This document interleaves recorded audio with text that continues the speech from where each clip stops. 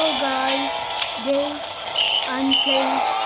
Oh sorry, আমি খেলতাছি GTA Vice City Stories, তাও আবার মোবাইলে কোনো ল্যাগ ছাড়া, হালকা পাতলা ল্যাগ আছে। এটা তুমি মনিটরে সেটা পড়ে, এটা হচ্ছে TTS এমন। এটা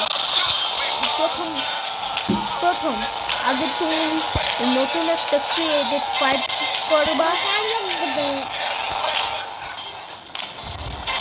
তখন ওই ফাইলের নাম দিবা TTSSPP, তখন হয়ে যাবে। আর তখন তোমাদের গেম অ্যাড করার জন্য তোমরা ব্রাউজারে গিয়ে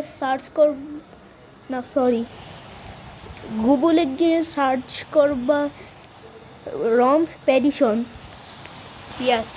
ফ্রম রমস পেডিশনে তুমি GTA Vice City স্টোরিজটা পেয়ে যাবা।